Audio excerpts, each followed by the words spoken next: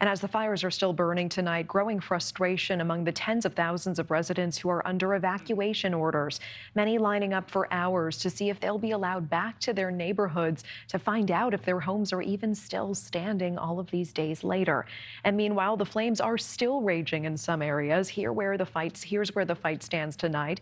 The massive 23,000-acre Palisades fire is at 43% containment. The Eaton fire that spread through the Altadena area sitting at 74% containment. And issues far from over, with the National Weather Service warning dangerous fire conditions are expected to return next week. NewsNation's Mills Hayes is live for us from Southern California with the very latest tonight. Mills.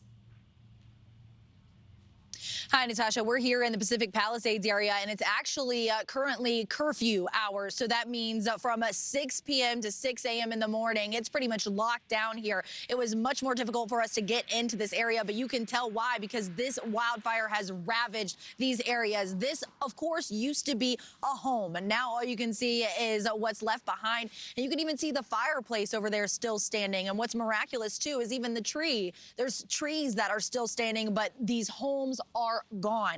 And many people we spoke with today actually were able to see their homes and their businesses for the very first time since this wildfire happened 11 days ago. And one woman actually asked us to go with her because she didn't want to go alone. It was such an emotional process and a time where she really needed to close that chapter. And we also spoke with a man who has a business in downtown Pacific Palisades. It's actually a charity organization, a global charity that helps soldiers and veterans and has been for 2 decades now. And when he first saw his business and the wreckage, he felt like it was unreal. It's heartbreaking that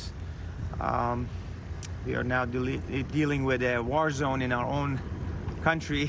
Right. And, you know, really hope that people come together and support our efforts.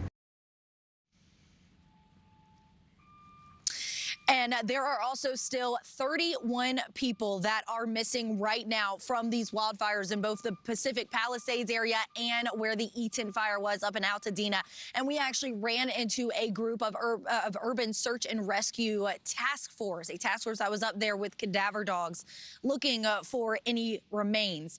And so as this continues to go on, it's going to be a long recovery process for the people here on the ground. And as you mentioned, Natasha, there are strong winds coming potentially at the beginning of next week, but we are told by CAL FIRE that they don't believe it is as bad as when that first wildfire broke out 11 days ago.